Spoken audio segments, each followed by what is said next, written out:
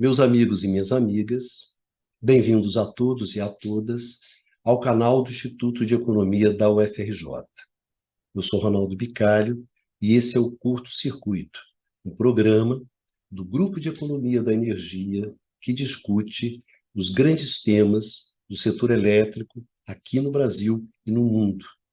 Nesse curto circuito de número 34, eu gostaria de conversar com vocês justamente sobre o início do setor elétrico no Brasil.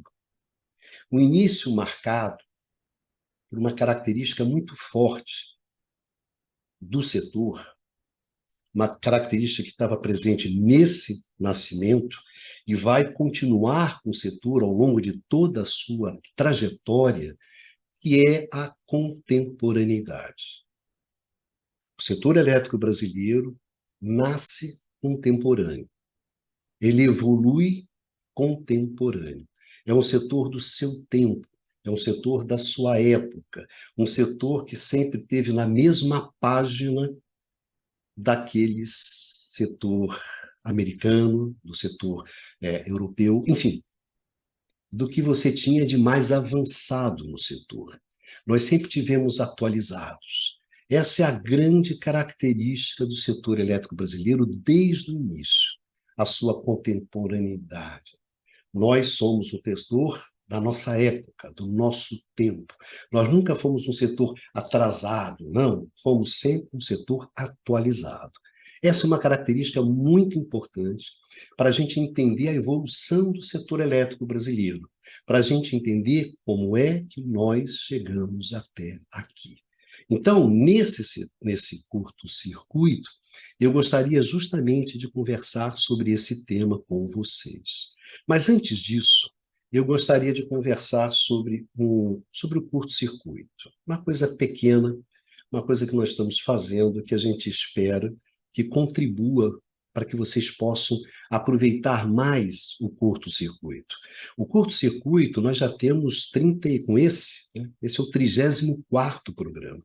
Então, a gente já tem um certo acervo, de discussão sobre o setor elétrico, e a gente decidiu organizar esse acervo de tal maneira que vocês possam aproveitar mais aquelas informações que estão justamente disponíveis no curto-circuito. Em primeiro lugar, gente, o curto-circuito, ele foi concebido justamente para ser um curso continuado sobre o setor elétrico. Um curso prolongado, uma conversa prolongada, continuada sobre o setor elétrico. E de forma a enriquecer a análise e facilitar a compreensão de vocês sobre um tema tão complexo como é o setor elétrico, o curto-circuito ele se organizou em blocos de programas, blocos que têm abordagens distintas sobre o mesmo tema, que é o setor elétrico.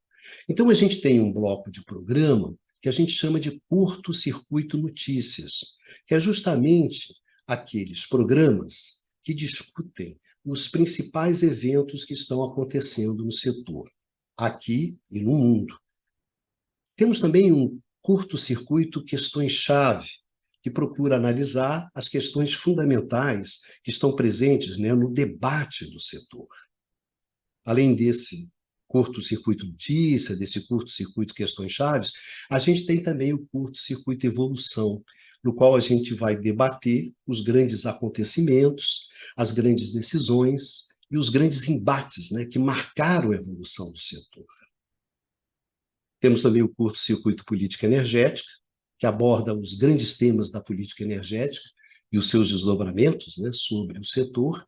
E, por último, o curto-circuito entrevistas, no qual a gente conversa com os especialistas sobre aqueles temas relevantes do setor. Então, a gente procurou estruturar os programas de acordo com esses eixos analíticos, com esses eixos estruturantes, com formas distintas de abordar o mesmo tema para tornar mais fácil para vocês. Então, de agora em diante, na descrição de cada um dos programas, vocês vão encontrar justamente em que bloco se encontra aquele programa, aquele curto-circuito. E junto, também outra informação, que são todos os programas que pertencem àqueles blocos, né? Então, a gente espera que isso ajude a vocês a aproveitarem mais o curto-circuito e as informações que a gente vai montando nesse acervo de discussão sobre o setor elétrico. Então, dito isso, gostaria de lembrar isso para vocês. Assistir o curto-circuito é como você assistir um curso sobre o setor elétrico. Essa foi a ideia da gente, de trazer as informações que permitam vocês entender o que acontece no setor e quais são as implicações desses acontecimentos sobre a vida de vocês. Então, essa era a informação que eu queria trazer inicialmente para vocês, né? A gente resolveu estruturar mais ou menos o acervo que a gente tem dessa forma para facilitar um pouco a vida de vocês. Bom, nesse curto-circuito de número 34, nós vamos discutir justamente o início do setor elétrico no Brasil. É um curto-circuito evolução. Nós já fizemos 3 programas sobre esse bloco. Nesses 3 programas, nós discutimos exatamente o nascimento do setor elétrico no mundo. Como é que você estabeleceu um padrão técnico, econômico, institucional, ali no nascimento do setor, num período que vai do final do século XIX até os anos 30, nos Estados Unidos, que é onde você funda o setor elétrico, onde você cria o setor elétrico, onde você cria a indústria da eletricidade, como a gente conhece. Então, justamente esses 3 programas, o curto-circuito número 10, o curto-circuito número 20 e o curto-circuito número 26, cobrem esse período.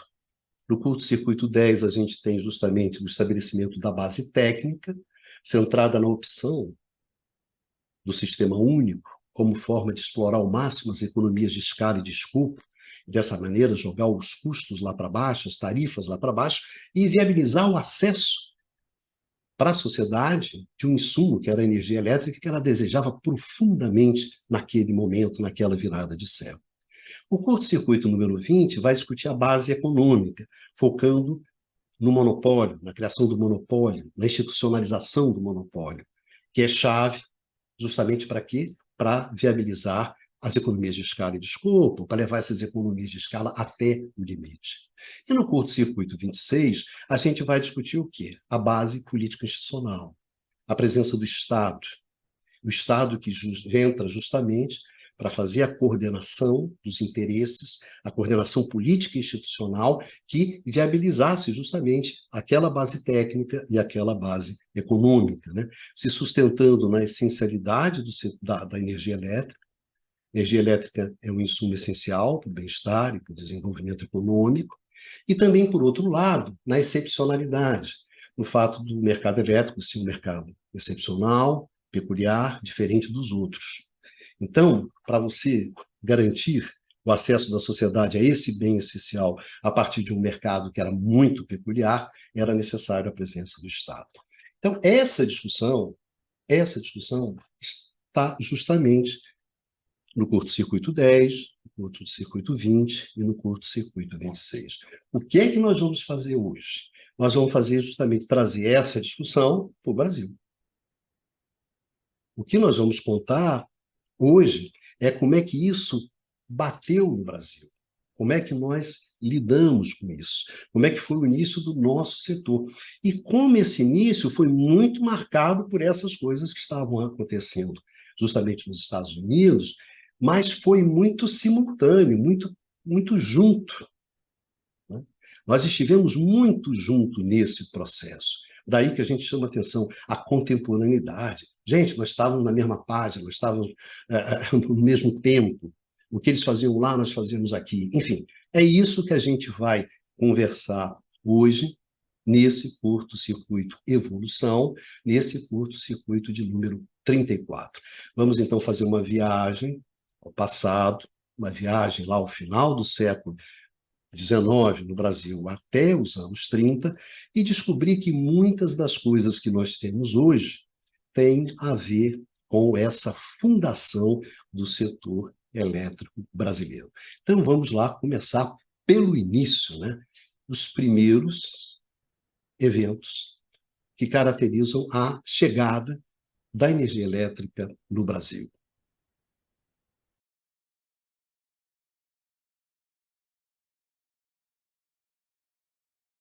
Em outubro de 1879, o Edison apresentou o seu sistema de iluminação, apresentou a sua lâmpada. E, no final do mesmo ano, em dezembro de 1879, o Edison fez uma exibição pública e iluminou todo o Menlo Park. O Menlo Park era justamente o laboratório, né? A casa, na verdade, onde ficava o laboratório do Edison, né? O seu centro de pesquisa. Um dos primeiros centros de pesquisa tecnológica do mundo foi exatamente o Menlo Park. Então, no final de 1879, o Edison iluminou o Menlo Park. Pois bem, no início de 1879, para ser exato, em fevereiro de 1879, no Brasil, nós iluminamos a estação central da Estrada de Ferro Dom Pedro II, que é a atual Central do Brasil. Fizemos isso no início de 1879. E para isso a gente usou aquela lâmpada que era disponível naquele momento, que era a lâmpada com arco voltaico. Isso era a lâmpada que você dispunha. Nota bem, nós estamos no início de 1879 e a lâmpada do Edison só vai aparecer em outubro de 1879. Então, no mesmo ano que o Menlo Park foi iluminado lá nos Estados Unidos pelo Edison, nós iluminamos aqui a Central do Brasil. Em setembro de 1882, o Edison vai inaugurar a primeira central elétrica americana de serviço público, que é justamente a Pearl Street Stations, em Nova York, Manhattan, no Distrito Financeiro, setembro de 1882. Pois bem, 9 meses depois, em junho de 1883, Dom Pedro II, em Campos dos Goitacazes, aqui no estado do Rio de Janeiro, vai inaugurar a primeira central elétrica brasileira de serviço público. E também é a primeira central elétrica de serviço público na América do Sul. Note bem, 1883. Junho de 1883. Apenas 9 meses da primeira central elétrica americana. 6 anos depois, 1889, nós vamos inaugurar em Juiz de Fora a central de Marmelos, que é a nossa primeira central hidrelétrica de serviço público. Em Juiz de Fora. Em Juiz de Fora, para quê? Para fornecer iluminação para a cidade de Juiz de Fora e fornecer força motriz para a indústria têxtil de Juiz de Fora, que, na época, era conhecida como a Manchester brasileira. 1889. A nossa primeira grande central hidrelétrica. É claro que antes nós tivemos uma central hidrelétrica, em 1883, em Diamantina, mas era uma central hidrelétrica de uma mineradora, não era para serviço público. Também tivemos uma iluminação pública, em 1881, na Praça da República, aqui no Rio de Janeiro, usando também lâmpadas de arco voltaico, né? Mas um pedaço muito pequeno. Tal forma que, assim, os primeiros eventos realmente marcantes do setor elétrico brasileiro, sem dúvida, em primeiro lugar, Campos dos Goytacazes, que é a primeira central de serviço público, no qual você gera energia elétrica centralizadamente, distribui essa energia e comercializa essa energia. Então, Campos é, sem dúvida, o primeiro grande evento e o sentido, realmente o evento significativo da chegada do setor elétrico, da energia elétrica no Brasil. Talvez até mais do que a iluminação lá da Central do Brasil, no início de 79. E depois, Marmelos, né? Depois Juiz de Fora. Ou seja, nota bem, os fatos estão acontecendo de forma simultânea. A nossa primeira central elétrica de serviço público demorou 9 meses para ela chegar no Brasil. 9 meses. E Marmelos, Juiz de Fora, eu acho muito interessante como prova dessa contemporaneidade. Por quê? Porque quando você inaugura ali a central de Juiz de Fora, inaugura Marmelos, o padrão não está definido. Você está no meio do embate, no meio da batalha das correntes, né? Da batalha dos sistemas, como a gente viu lá no curto circuito 10, né? Que chegou ao cúmulo de gerar até a cadeira elétrica no meio dessa confusão. Mas se você quer ver mais detalhes, vai lá no curto circuito 10. Marmelo está no meio dessa confusão. Tanto é que a solução que é dada para Juiz de Fora, qual é a solução? É um sistema híbrido. É um sistema no qual você tem uma geração de corrente contínua, que você vai usar essa energia lá nas fábricas têxteis, né, do Bernardo Mascarenhas, que é o cara que capitaneia tudo isso, e você vai gerar uma outra parte da energia em corrente alternada para a iluminação da cidade. Quer dizer, essa coisa de dois sistemas, nota bem, ainda não chegou no sistema único, ainda não definiu o sistema único, que na verdade só vai ser definido a partir de 1896, quando você inaugura o grande complexo das Cataratas de Niágara, né, que gera energia das cataratas e leva até a cidade de Búfalo, a 40 quilômetros de distância, e aí vai distribuir essa energia num único sistema, todos os usos. Ali você bate o martelo e define o padrão técnico. Em 1889, são 7 anos antes aqui, né, em Juiz de Fora, você ainda não tem isso. Então você está no meio ali do rolo, no meio da confusão, no meio do debate. E o que é muito interessante é que esse debate ele vai, para vocês terem uma ideia, para os jornais locais, né? Para a imprensa local.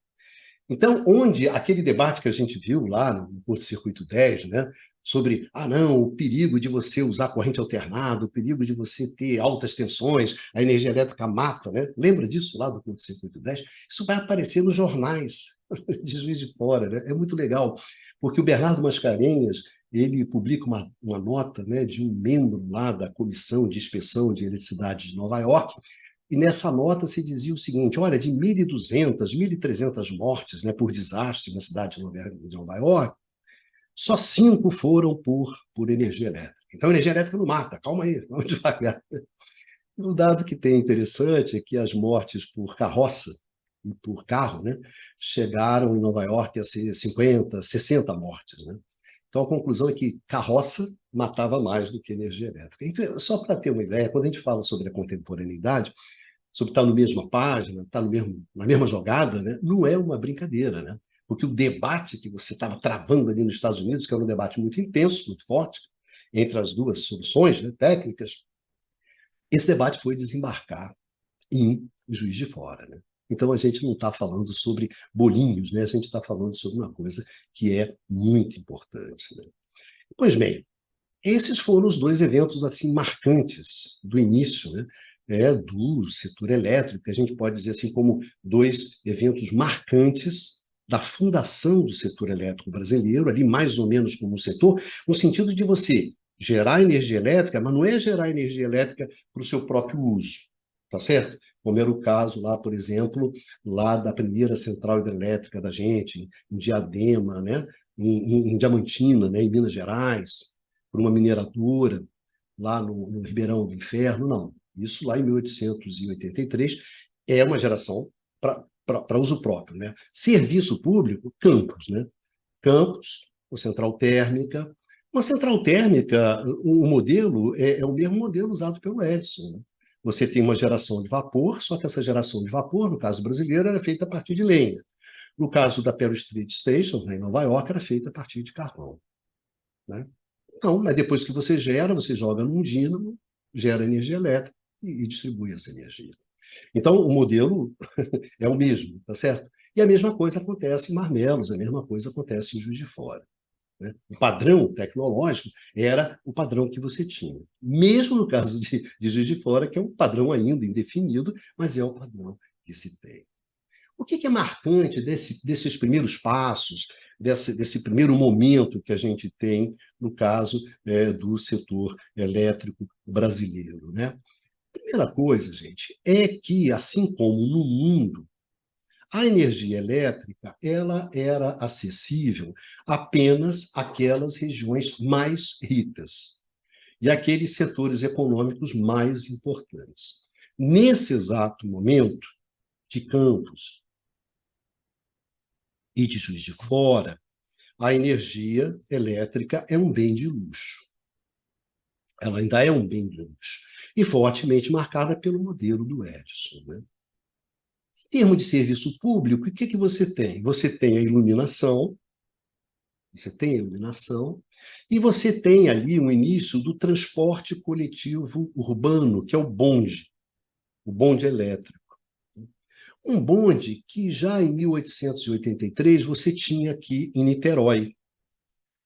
Mas é um bonde que usa energia elétrica, mas que usa bateria, tá certo? Ainda não está pendurado na rede. Mas no início é isso: iluminação, transporte coletivo urbano. E depois, usos industriais. Quem vão ser as indústrias que vão usar no Brasil inicialmente a energia elétrica? Usinas de açúcar, moinhos de cereais e a indústria de fiação e tecelagem. É o setor econômico mais forte no Brasil naquele tempo? É o setor elétrico, é o setor econômico mais forte, né? A usina de açúcar, que produz para o mercado interno e para o mercado externo, né?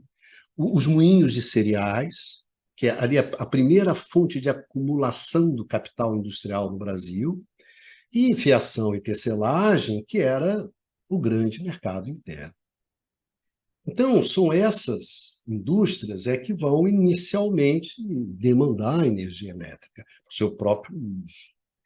E é muito marcante, nesse caso, que esse início, estamos falando bem mesmo do início, a experiência ela tem um caráter muito local. Ela tem uma experiência local. Quer dizer, são regiões ricas. Essas centrais é fruto da ação de empresários, né, ligados ao setor agrícola, ao setor comercial, pouco ao setor industrial, setor financeiro, que essas atividades desses caras tinham a ver, de alguma forma, com aquela localidade. Então, você vem e coloca ali a central, traz a energia elétrica.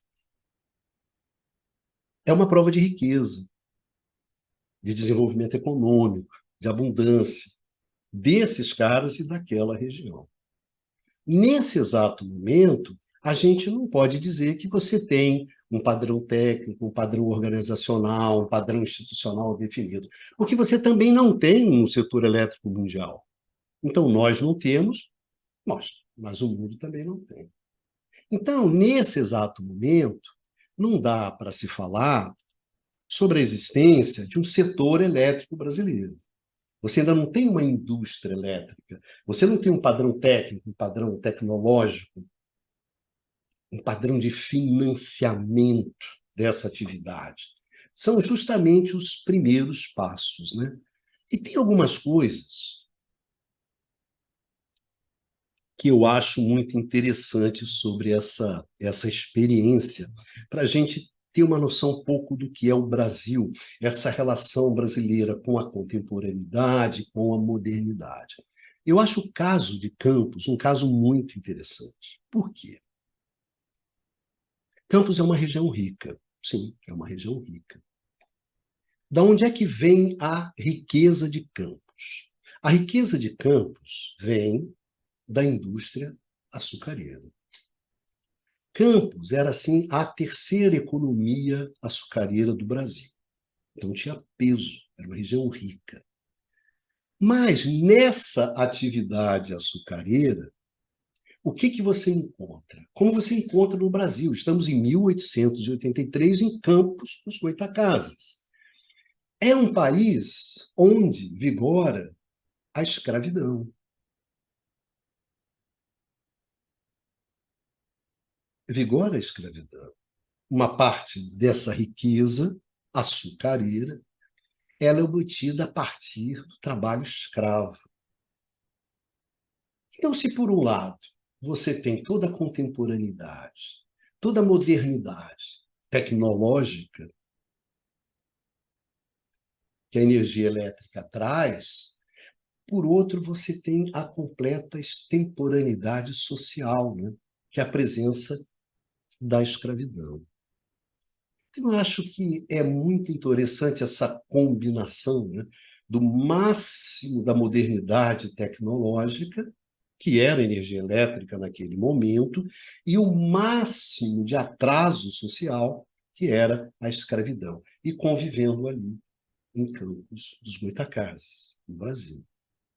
Isso fala um pouco, eu acho que fala muito sobre nós, fala muito sobre nós, esse desembarque da modernidade no meio da riqueza, mas no meio do atraso. Então, acho que isso é um traço interessante do início nosso, né? Um outro traço fundamental, que aí é da energia elétrica, quando a gente fala sobre a contemporaneidade, que é realmente estar muito atualizado, e que foi uma característica da energia elétrica. Por exemplo, se a gente pensa na iluminação a gás, a iluminação a gás demorou 50 anos para chegar no Brasil. Então, a gente não pode falar de uma contemporaneidade da iluminação a gás, né? Demorou 50 anos. No caso da eletricidade, demorou, se a gente pensar em Pearl State Station e Campos, demorou 9 meses, né?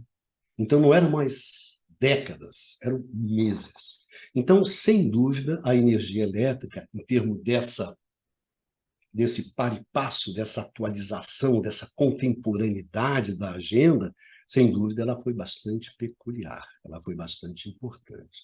Então, eu acho que esses são dois traços que eu acho interessante dessa experiência, né? É a força da contemporaneidade, a força do avanço tecnológico, de estar atualizado tecnologicamente de um lado, o atraso social da escravidão por outro, né? E essa coisa muito forte de uma contemporaneidade, em termos de agenda. Era isso que eu gostaria sempre de marcar inicialmente com vocês. A agenda ela é contemporânea. Nós estamos na agenda.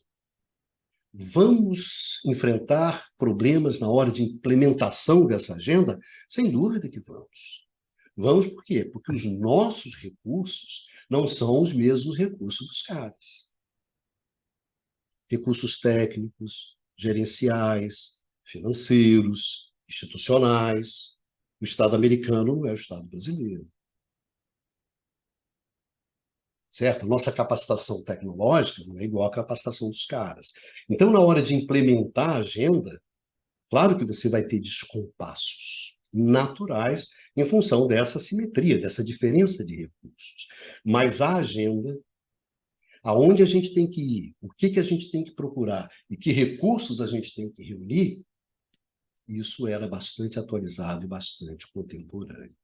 Isso já marca desde o início, desde a chegada. Agora, nós ainda não temos uma indústria, porque você ainda não tem um padrão, ainda não tem um setor elétrico no mundo, ainda. Quando é que a gente passa a ter uma indústria elétrica. A gente pode dizer que a gente passa a ter um setor elétrico, de fato. Quando é que começa a experiência? Essa experiência ela começa justamente com o desembarque da Light, uma empresa canadense, em São Paulo, em 1899. E é isso que a gente vai ver a seguir. O início do setor elétrico brasileiro, o início da indústria elétrica brasileira. E, mais uma vez, na mesma página, na mesma jogada, no mesmo compasso, junto, simultâneo, o que os caras estão vivendo lá, o que nós estamos vivendo aqui. Vamos lá, ver então, né? O início, a fundação do setor elétrico brasileiro, agora como indústria, um padrão técnico, um padrão econômico, gerencial, institucional. Aqui é que começa, de fato, o jogo. Quando? Quando a Light desembarca em São Paulo. Vamos lá.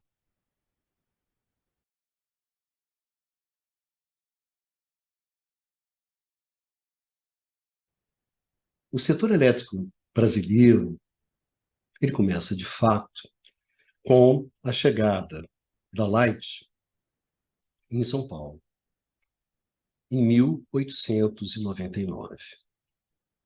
Então, em 1899, é criada a São Paulo Railway Lighting Power Company Limited. Ela é criada no Canadá. Ela é criada no Canadá. E vai prestar serviços em São Paulo. O que a Light vai oferecer?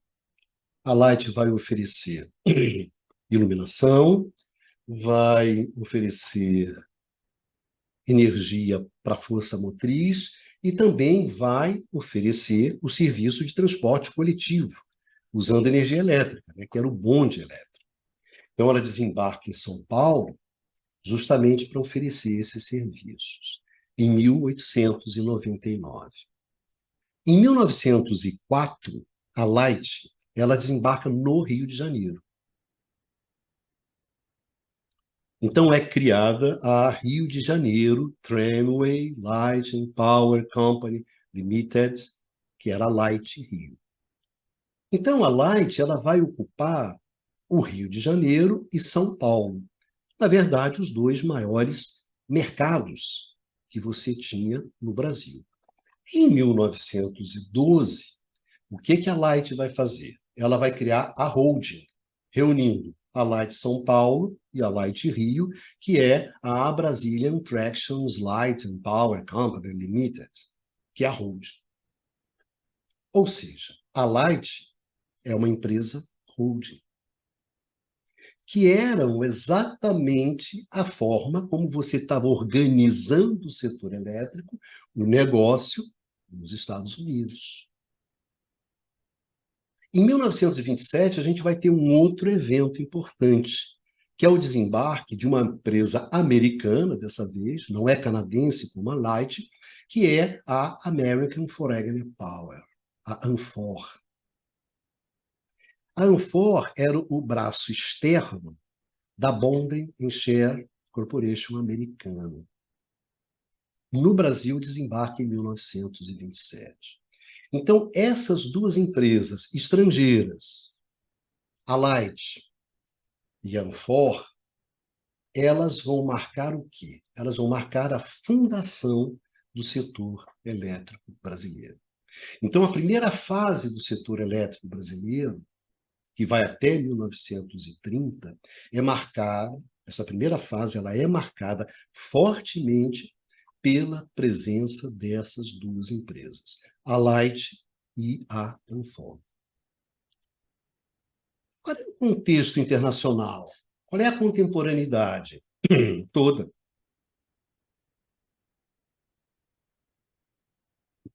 Em 1896, portanto, 3 anos antes da Light desembarcar no Brasil, e se você quiser, 30 anos antes da Anfor desembarcar, você inaugura o sistema Cataratas de Niágara e Cidade de Buffalo, que é o sistema de Niagara Falls. Por que é importante isso, Ronaldo? Porque aqui você define o padrão tecnológico, a exploração de economias de escala e de escopo num único sistema. Nota bem, 1896. Lá em 1889, lá em Juiz de Fora, esse padrão ainda não estava definido. Então, lembra, você tinha dois sistemas, um para iluminação, outro para força motriz. Um para iluminar a cidade de Juiz de Fora, outro para tocar as fábricas do Bernardo Mascarenhas. Aqui não. Em 96 você define o sistema. Define o padrão tecnológico. O que também está acontecendo nesse mesmo período? De 1892 até 1910, você tem, como nós discutimos longamente, né, no Curto-Circuito 20, a experiência do Samuel Insull em Chicago, que a partir dessa experiência que você define o padrão organizacional e institucional do setor. A verticalização, o monopólio regulado, a tarifação por custo de serviço. Gente, isso está sendo definido exatamente quando essas empresas desembarcam aqui. E quando elas desembarcam, elas trazem esse padrão. É isso que é interessante. Elas trazem exatamente o padrão tecnológico, o padrão organizacional que está sendo implementado nos Estados Unidos nesse exato momento. Pare e passo. Niagara Falls é 96, 1896. A Light está desembarcando aqui em 1899, 3 anos depois. A experiência de Insul, 1892 até 1910. Gente, tudo isso está acontecendo simultaneamente. E essas experiências estão sendo incorporadas. E são incorporadas no setor elétrico brasileiro através da Anfor, através da Light. É contemporâneo, sim, é no mesmo tempo, é na mesma jogada, é no mesmo compasso, é junto. Como é que vai ser a experiência da Light? O que a Light vai fazer aqui? O que é importante da Light é que ela detém o controle dos dois mercados elétricos mais importantes do país, Rio de Janeiro e São Paulo. E um fato que é chave para a gente entender a contribuição da Light e a evolução do setor elétrico brasileiro. De imediato, a Light parte para implantar os grandes projetos hidrelétricos, que para a época já eram grandes projetos hidrelétricos. Em 1901, a usina de Parnaíba, 2.000 quilowatts. Marmelos, Juiz de Fora, é 250 quilowatts. Campos é 52 quilowatts. Parnaíba, em 1901, é 2.000 quilowatts. Fontes, em 1908, é 12.000 quilowatts. A Henry Borden, de 1926, é 44.000 quilowatts. Então, a Light já parte para os grandes projetos hidrelétricos. A Anfor é diferente. Por que a Anfor é diferente?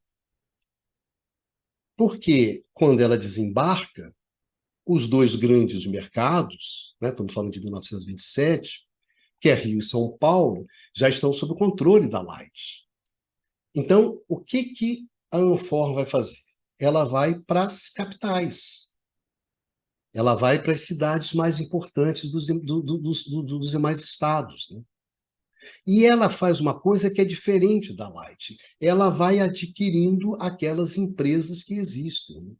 Porque você tinha muitas pequenas empresas, muitas pequenas centrais.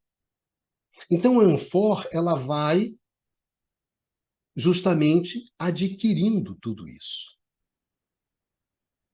Então, a Anfor ela vai ter um papel muito importante na difusão de um padrão técnico, gerencial e financeiro do setor elétrico. Né?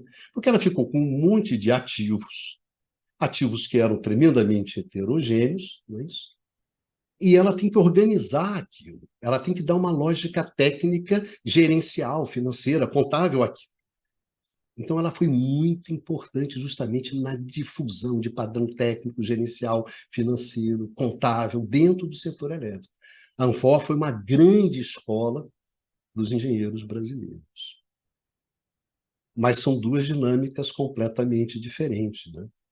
Elas são dinâmicas diferentes. Por quê? Porque se a Light está no Rio de Janeiro, a Anfor vai para Niterói, do outro lado da Bahia. E é claro que isso vai definir. Agora, tem uma coisa importante também quando a gente olha para esse momento. Pois bem, então o que aconteceu nesse momento? Você tem as duas empresas rodando, né? Qual é a primeira questão marcante para o setor elétrico brasileiro, que advém muito do movimento forte da Light na construção de centrais hidrelétricas, que é a predominância da opção hidráulica. Gente, a Light, ela desembarca no Brasil em 1890, ali, na virada, no início do século XX. 10 anos depois, 80% da capacidade instalada brasileira já era energia hidrelétrica. Se em 1900, quando a Light desembarcou no Brasil, metade era hidrelétrico, metade era térmico, ali em 1900, 10 anos depois, já é 80%. E ali ficou, nos 80. Em 1920, 80% da capacidade instalada hidrelétrica. 1930, 80% da capacidade instalada hidrelétrica. Então, na verdade, o Brasil ele só foi térmico, se você quiser, até ali 1890, 1900, né? Já em 1900 já era pau a pau, meio a meio. Então, a nossa opção hidráulica, gente, é desde o início.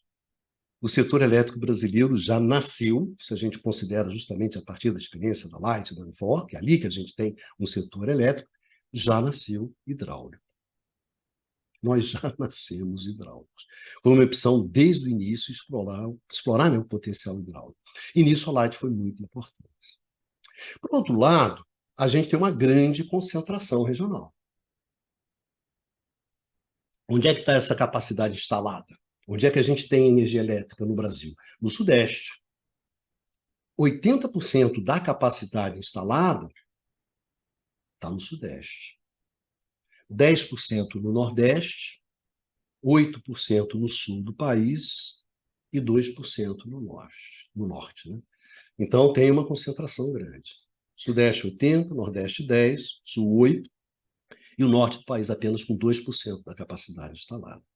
Mas tem também uma grande concentração empresarial. A Light detinha 40%. 40% do negócio é Light. Por quê? Bom, Light concentra Rio e São Paulo. Então, o que você queria? A Anfor ficava com os outros 15%. Interior de São Paulo, Recife, Salvador, Natal, Maceió, Vitória, Niterói, Petrópolis, no Rio de Janeiro, Belo Horizonte, Curitiba, Porto Alegre, Pelotas, no Rio Grande do Sul, né? Todo o litoral. Mas uma concentração forte, né? Então, as empresas estrangeiras, elas detinham, né, 15%.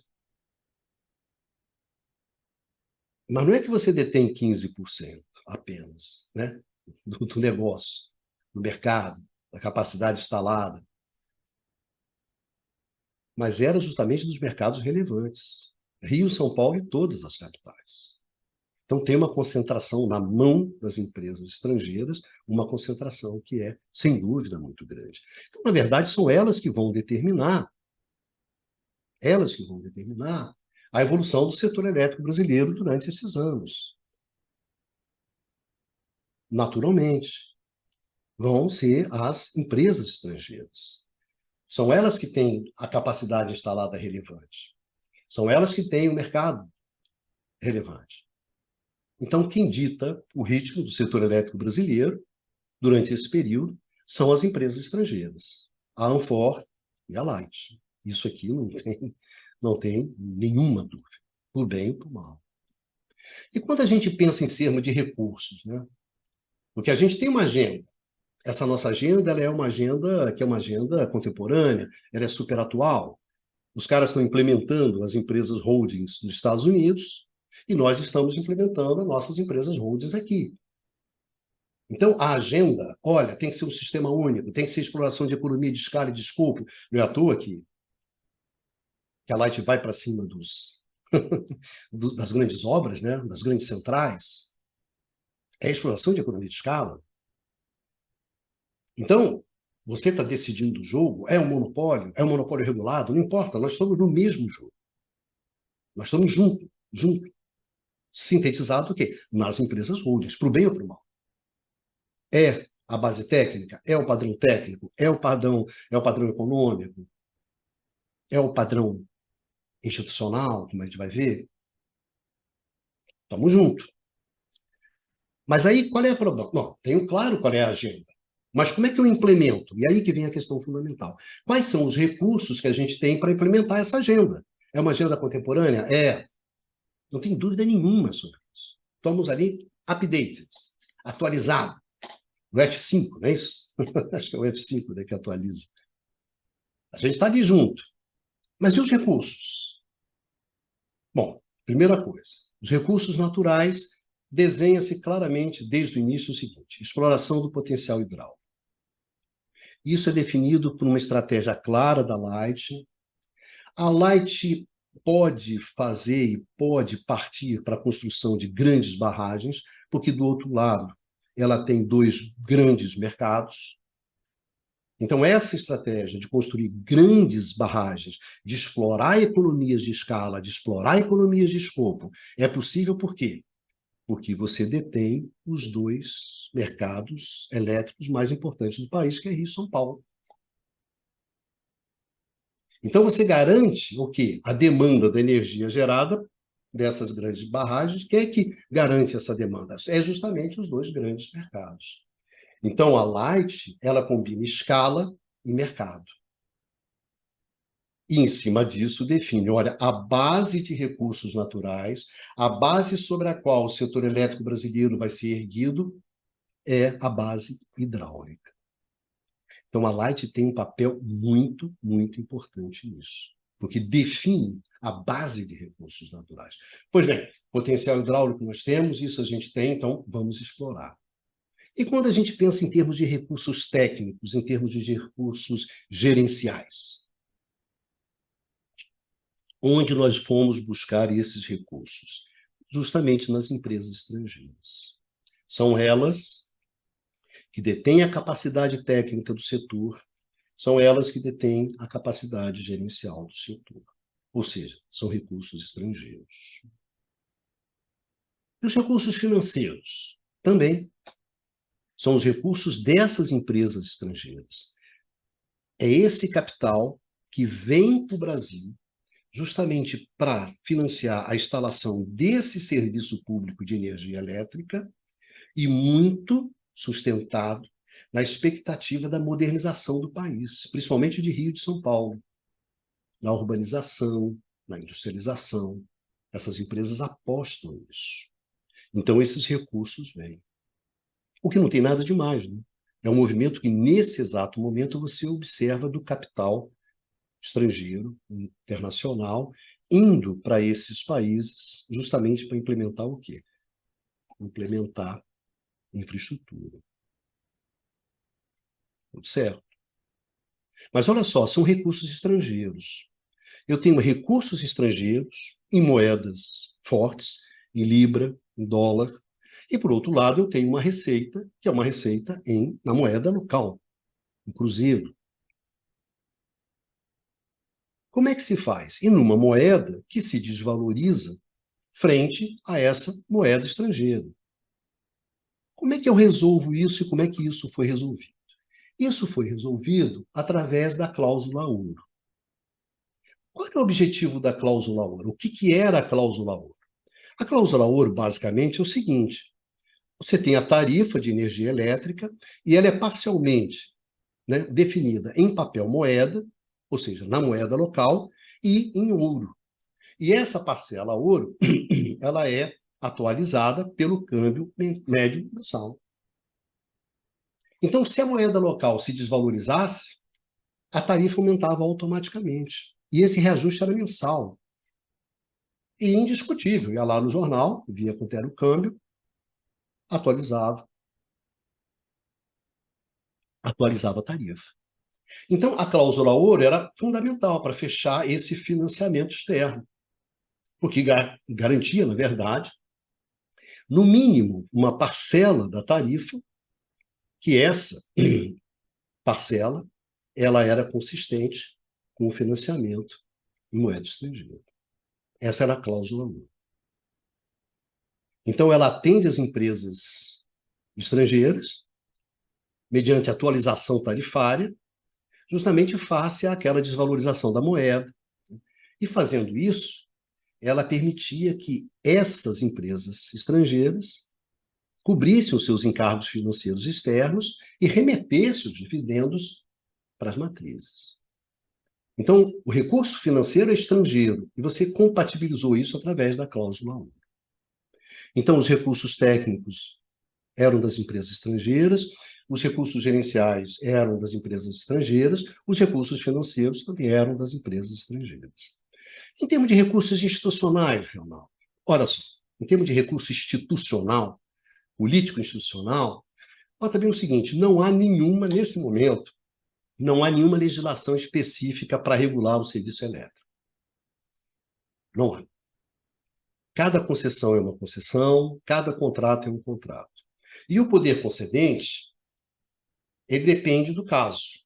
Quer dizer, é local, é local. Então, pode ser o governo municipal, pode ser o governo estadual e pode ser o governo federal, mas só no caso do Distrito Federal.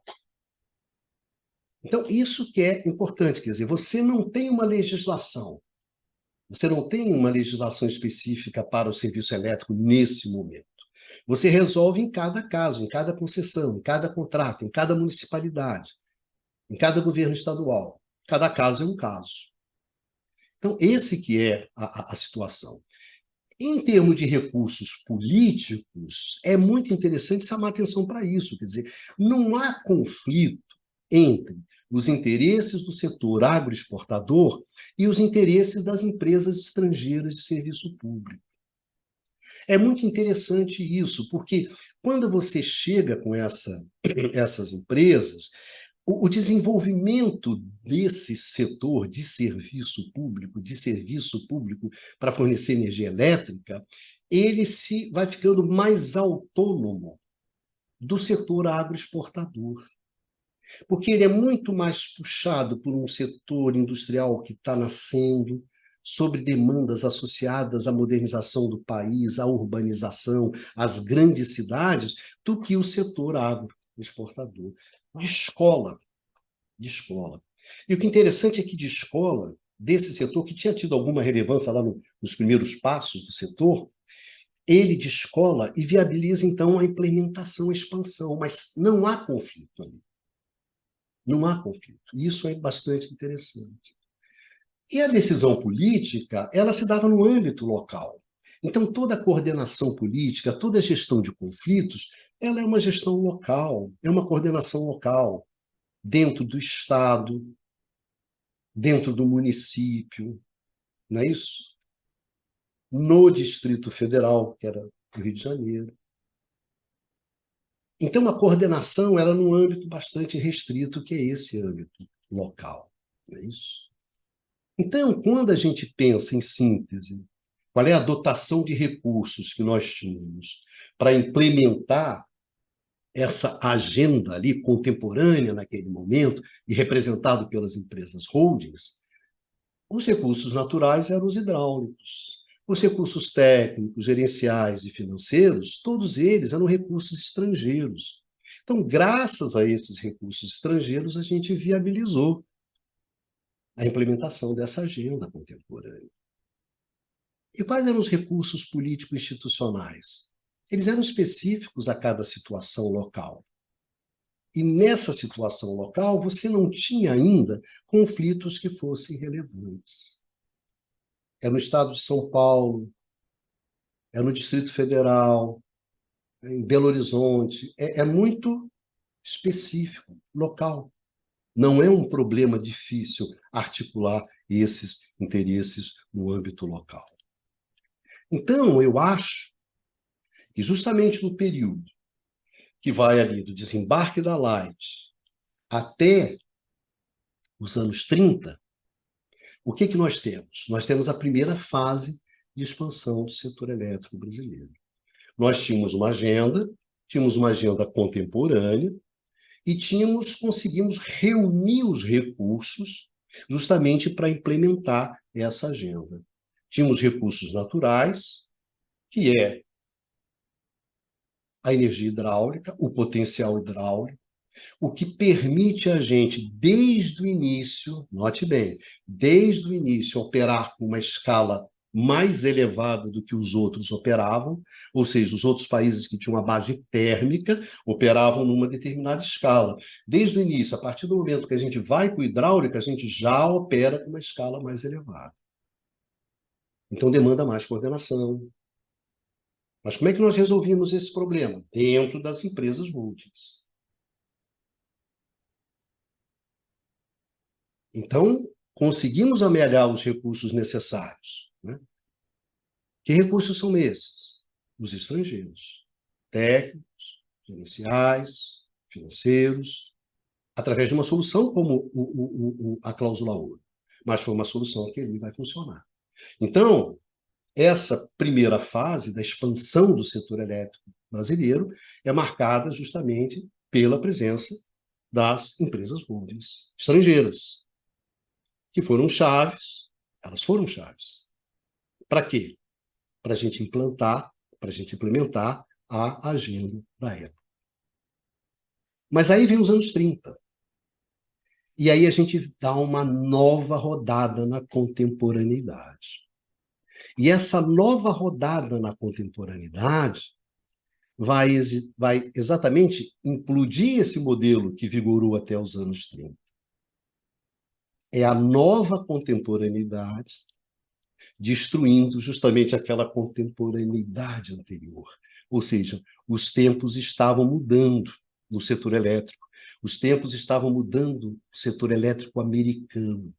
E isso bateu imediatamente aqui no Brasil. Como é que isso bateu? Vamos ver lá os anos 30.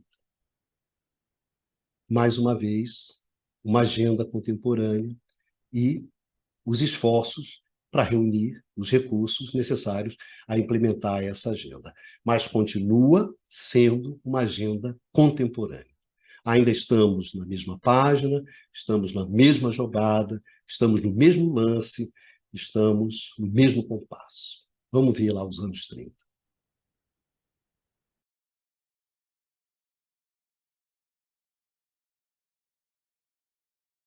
O mundo gira e a Lusitana roda. A evolução do setor elétrico, ela segue no mundo. Novos eventos, novas questões são colocadas. E essas novas questões, elas vão rebater no Brasil. Também vão desembarcar aqui. O que estava acontecendo no mundo, principalmente na indústria americana, no setor elétrico americano, justamente ali nos anos 30? O que está acontecendo nos anos 30, nos Estados Unidos, a partir do embate que vinha se desenvolvendo desde os anos 20, como nós vimos lá no nosso curto-circuito 26, é justamente a intervenção do governo federal na indústria elétrica americana, tanto como produtor quanto como regulador. Naquele momento, você identifica que o modelo de empresas holding, que era aquilo que tinha vigorado até então na indústria elétrica americana, não dava conta não era suficiente para entregar para a sociedade americana aquela energia elétrica que ela precisava para o desenvolvimento econômico, para o bem-estar e para o conforto dos cidadãos. A partir desse reconhecimento é que você tem a intervenção do governo federal. Energia elétrica é um bem essencial. O mercado elétrico não é um mercado como outro qualquer.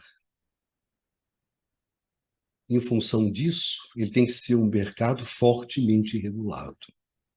Ou seja, a essencialidade do produto energia elétrica, a excepcionalidade do mercado elétrico abria o quê? O espaço para a atuação do Estado americano. E ali se trava um grande embate, que, ao fim e ao cabo, termina com o quê? Com a definição de um padrão político-institucional fortemente marcado pela intervenção do Estado no setor elétrico. O setor elétrico não é um setor como outro qualquer. O mercado elétrico não é um mercado como outro qualquer. A energia elétrica não é uma mercadoria como outra qualquer. É essa a intervenção. Esses são os anos 30. Então, você vai ter uma intervenção regulatória muito forte, que é feita em 35, a partir da lei federal, que intervém fortemente nas atividades ligadas à energia elétrica, que é o Public Utility Holding Company Act. Ou seja, é o ato federal das companhias holdings. Então, aqui você tem uma intervenção feita pelo governo Roosevelt, que tinha deixado muito claro nas eleições de 33 que faria essa intervenção. Isso vocês podem ver lá no Curto-Circuito 26. Todo esse debate, toda essa discussão, que é muito, muito interessante. Então, tem essa intervenção regulatória muito forte. Mas tem também uma intervenção do governo federal americano diretamente na produção, quer na criação da Tennessee Valley Authority, ou seja, da Autoridade do Vale do Tennessee, na construção das grandes hidrelétricas da bacia do Tennessee, como também a criação da Rural Electrification Administrations, que são as cooperativas de eletrificação rural, que vão simplesmente fazer o quê? Vão simplesmente eletrificar o campo americano em 10 anos. Então, a intervenção do Estado como produtor direto de energia elétrica e a intervenção do Estado como regulador. É isso que está acontecendo nos anos 30 nos Estados Unidos. E o que acontece aqui no Brasil? Acontece o Código de Águas de 1934. E o que é o Código de Águas de 1934? É simplesmente a primeira intervenção do governo federal no domínio da eletricidade. Visando o quê? Visando a regulamentação e o controle das concessionárias nacionais e estrangeiras. Então, o governo federal, assim como o governo americano, desembarca fortemente no setor elétrico brasileiro nos anos 30. A partir do quê? A partir da experiência americana. Todo o debate, toda a discussão sobre o ato federal americano vai marcar muito os legisladores brasileiros. O Código de Águas é fruto desse aprendizado, tendo como referência aquilo justamente que os americanos estavam fazendo. Então, mais uma vez, a gente tem o quê? A gente tem uma agenda contemporânea. Estamos na mesma página, na mesma jogada. Estamos no nosso tempo, assim como tinha sido antes. O que é interessante de cara do Código de Águas, né? Em primeiro lugar, um fato importante que vai ser muito marcante. que o Código de Águas ele mantém a proibição do uso da cláusula ouro, que estava presente num decreto, né, o decreto 23.501 de 1933. Acaba a cláusula ouro. E isso a gente vai ver que vai ter consequências muito importantes. Não são aceitos mais contratos no Brasil que não sejam nominados em moeda local. E o Código de Água também propõe a criação do Conselho Nacional de Águas e Energia Elétrica. Esse conselho vai ser criado em 1939.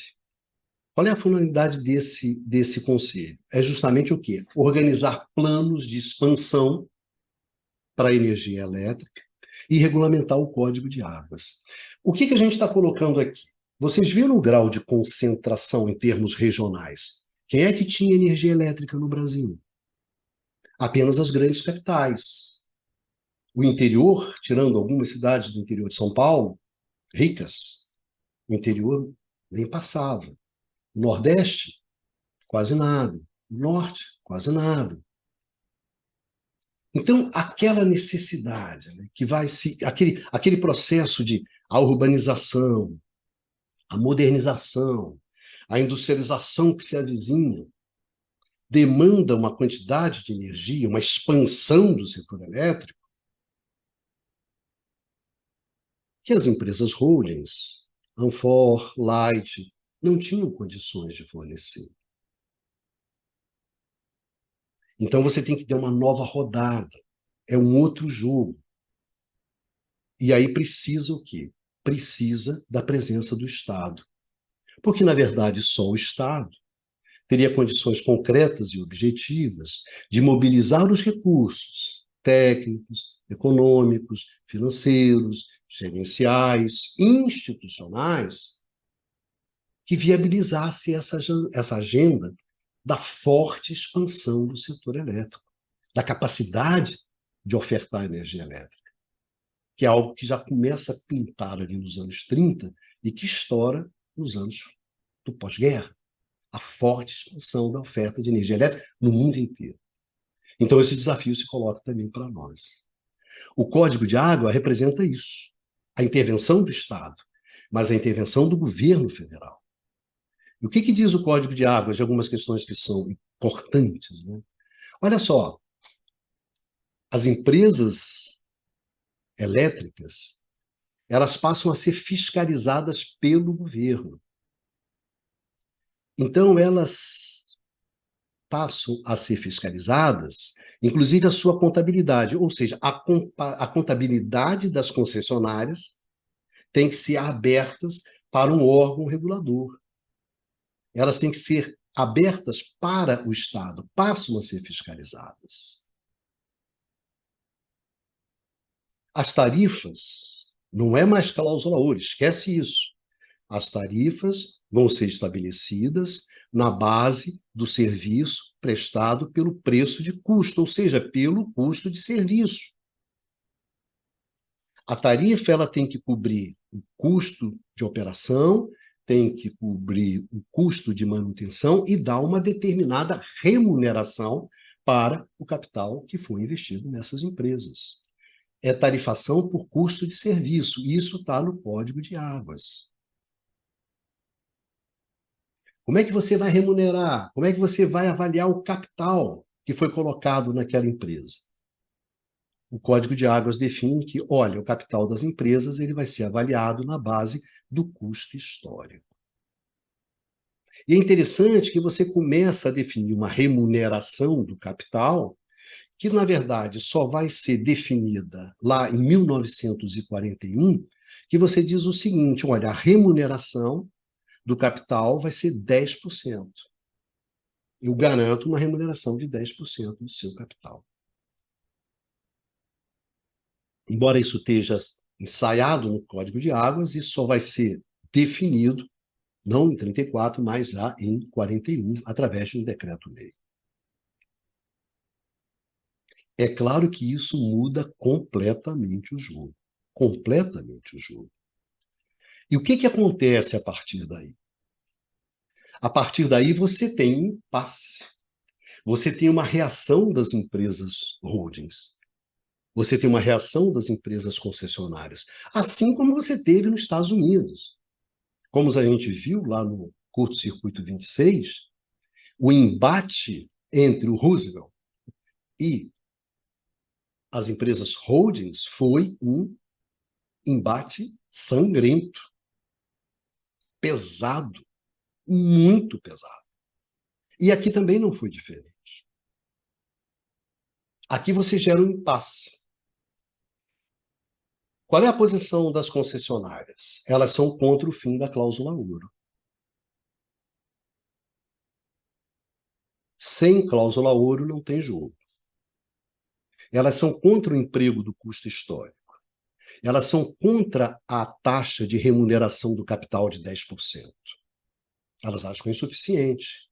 E elas são contra a abertura das contas. As concessionárias são contra a abertura das contas.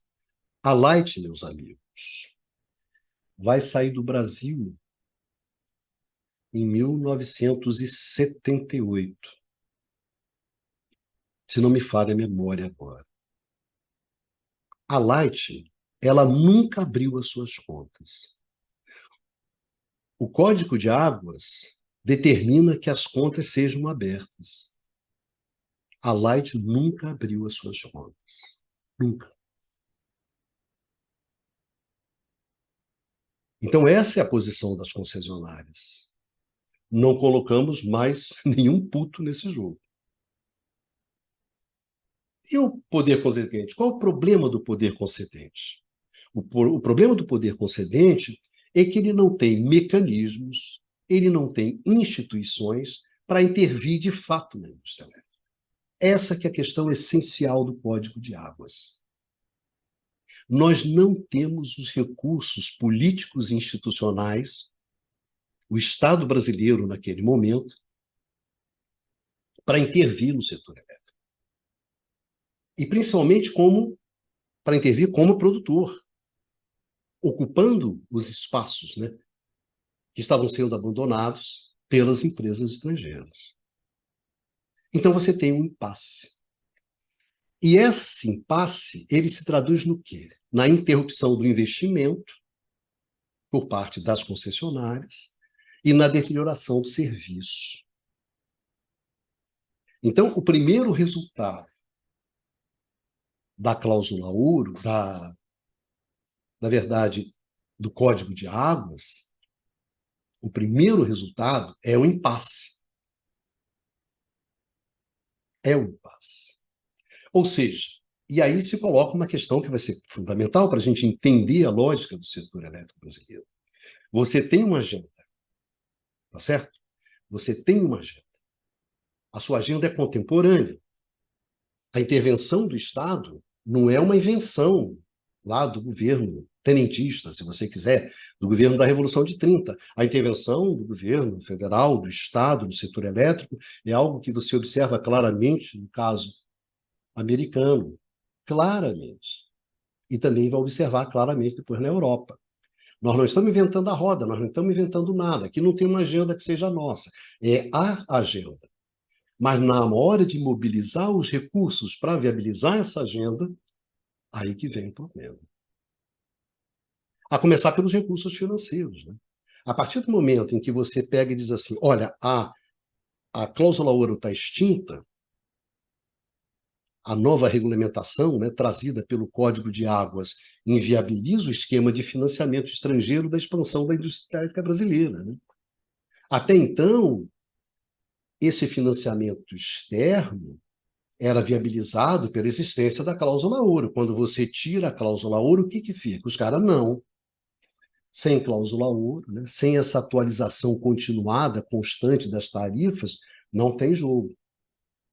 E o importante é que não há nenhum esquema alternativo.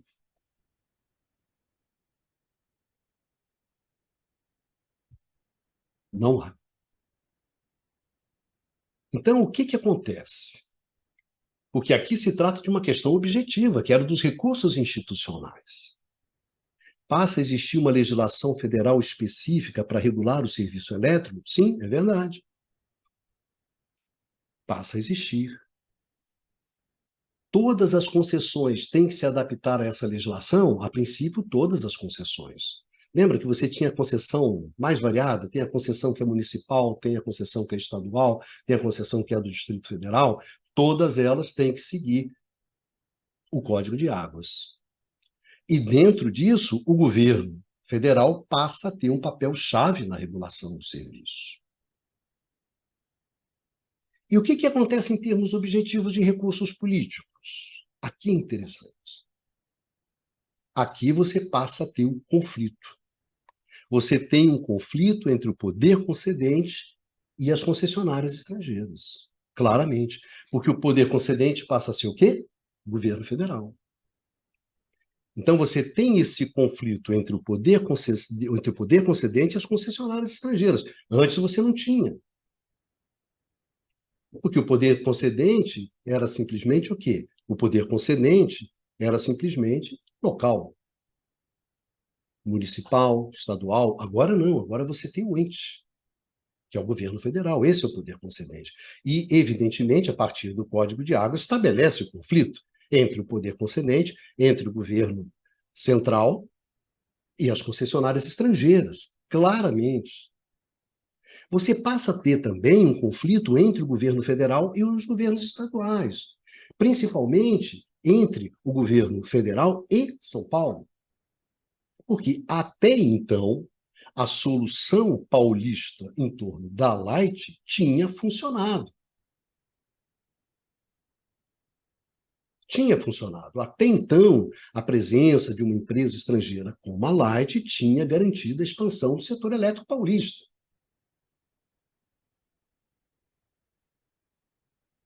Então, os paulistas, não, peraí, pô, essa solução da Light resolve o meu problema. É claro que, num segundo momento, isso vai deixar de existir. E os próprios paulistas vão entrar dentro da solução de Furnas, Eletrobras e tudo mais. Mas nesse primeiro momento, ali nos anos 30, nos anos 40, tem o conflito entre o governo federal e esses governos estaduais que tinham se resolvido, bem ou mal, com as empresas estrangeiras.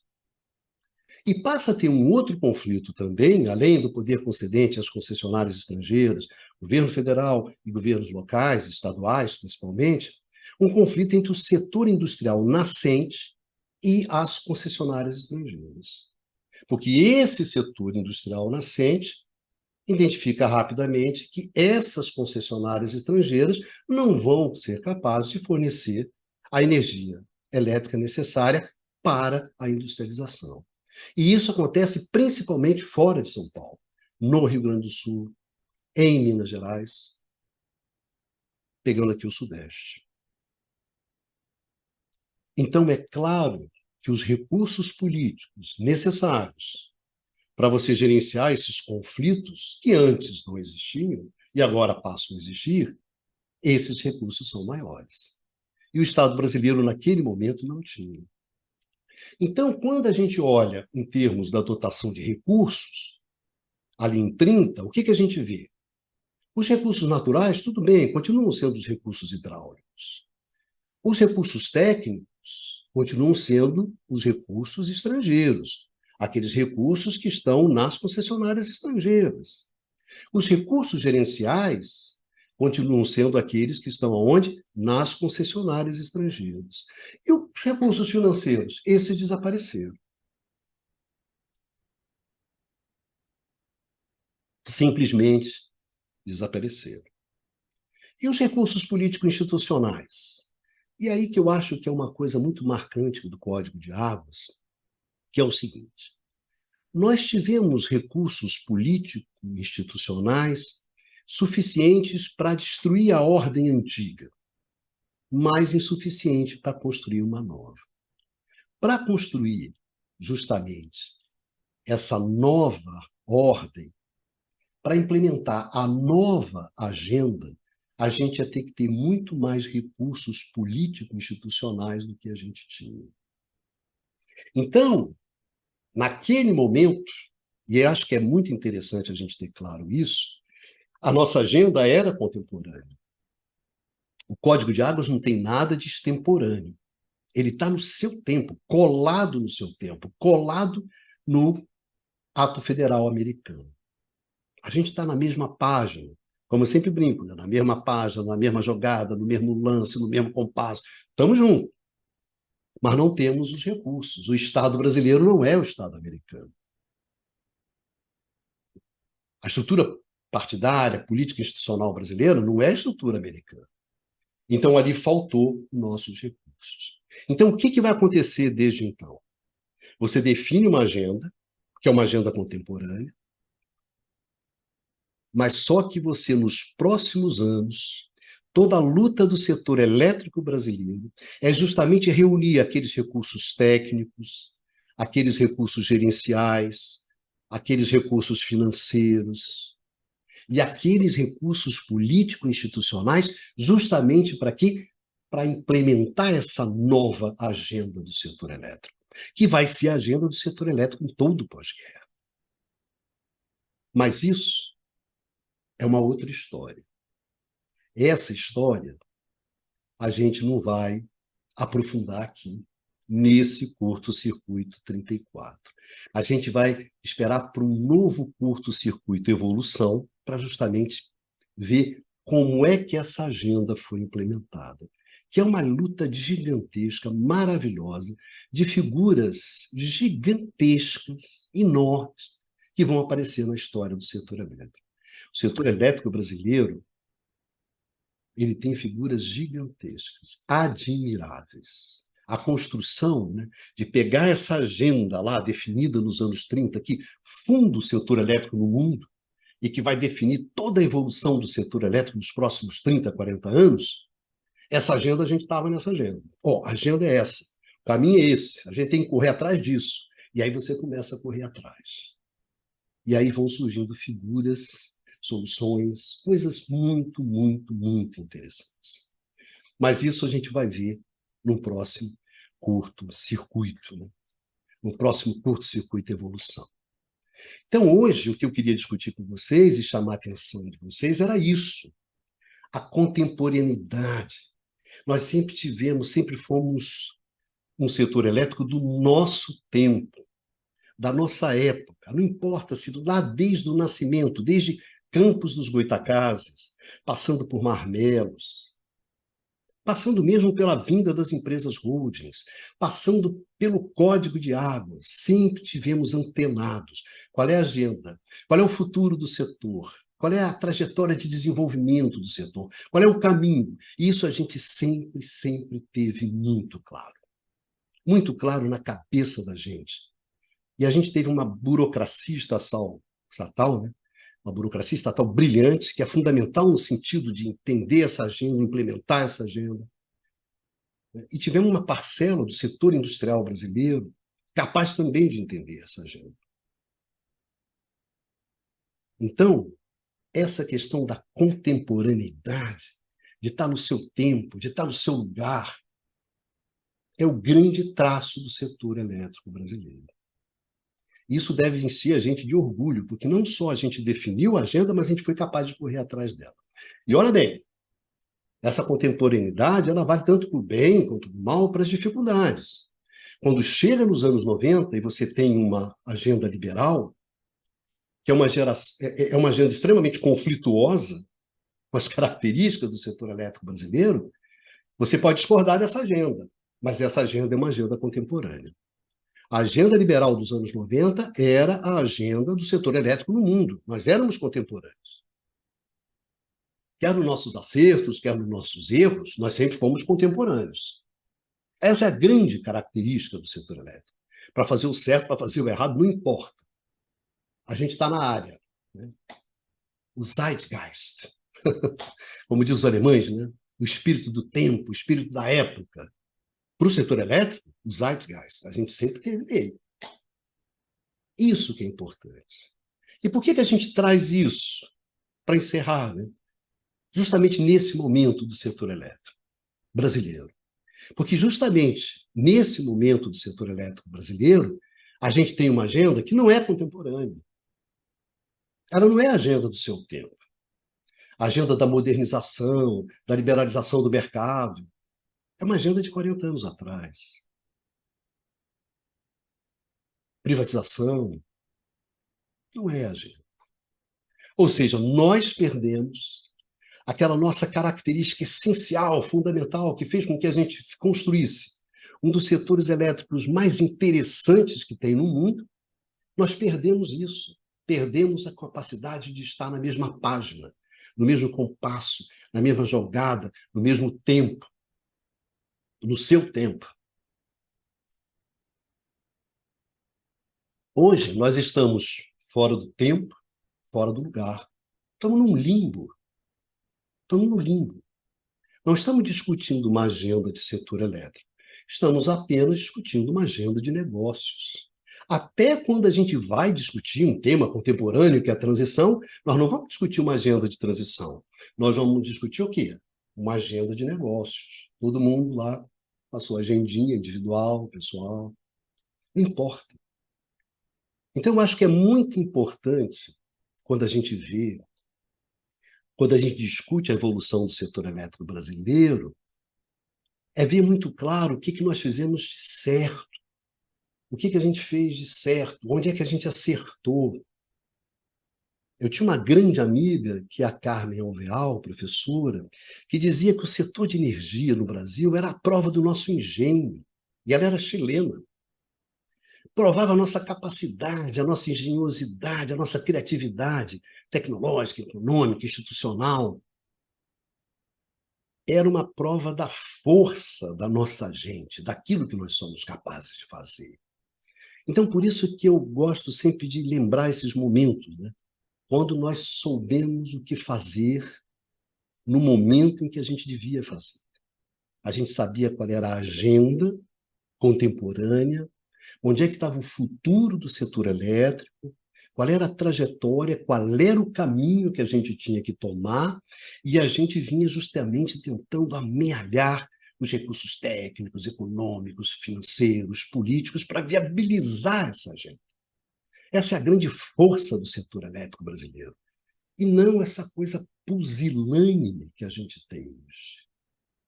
Me desculpe meus colegas, os meus companheiros, mas é a prova do quão medíocre é a nossa atual burocracia estatal. Virou um guichê que atende às demandas de curto prazo e individuais do setor privado. Um guichezinho, você quer uma demanda lá. Ah, eu quero hidrogênio, eu quero um mercado de capacidade, eu quero poder comprar a preço de banana a maior empresa elétrica, uma das maiores empresas elétricas do mundo, que é a Eletrobras. É isso. Uma burocracia estatal medíocre. Me desculpe, medíocre. Correndo atrás de mercados de capacidade para viabilizar os negócios da Eletrobras privatizada, dentro de um governo que é contra a privatização. É essa burocracia que a gente tem. Medíocre. Estou chamando a atenção de vocês? Estou mesmo. Por quê? Porque eu acho que vocês podem jogar mais do que isso, né? Como é que essa garotada não pode jogar mais do que isso? É claro que pode. Se eu estou chamando a atenção é porque eu acredito, né? Senão, nem chamaria atenção. Como eu não considero que é um caso perdido, vamos lá. Né? Tenha compostura. Se comportem como uma burocracia deve se comportar, seguindo os interesses do Estado brasileiro, e não do guichê. Tá o quê? Está querendo uma vaguinha depois lá? Quer deixar de ser procurador para depois virar vice-presidente jurídico? Essas coisas. É isso que vocês querem? É isso que é o seu grande futuro? A gente já teve uma burocracia estatal brilhante, vigorosa, capaz de construir um setor elétrico gigantesco como a gente construiu. Então é isso que eu estou chamando a atenção. Acredito. Então, estou chamando a atenção da garotada mesmo. Meu Deus. Qual é o destino de vocês? A referência de vocês são os meninos idiotas da Faria Lima? Poxa, o setor elétrico é muito mais do que isso, gente. Olha o tamanho disso. É muito mais do que esses idiotas. Então é isso. Eu gostaria de chamar a atenção de vocês, né? E para isso a gente fez esse programa, justamente sobre esse traço fundamental, contemporaneidade.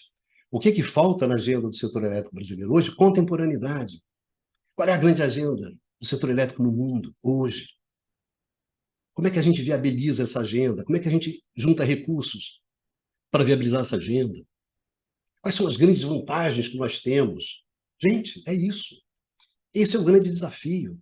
É isso que mobiliza uma geração de engenheiros, uma geração de economistas, uma geração de uma garotada que chega, bom, vamos construir essa porra desse país, caralho. Né? Vamos lá. Nunca é tarde. Imagina, o país não acaba, não fecha. Então é isso. Eu queria agradecer muito a atenção de vocês todos, de vocês todas, que acompanharam, né, esse debate, essa nossa conversa, aqui no Curto Circuito. Muito obrigado mesmo pela atenção de vocês. E a gente se encontra aqui no canal do Instituto de Economia da UFRJ, num próximo Curto Circuito. Se cuidem e vida que segue.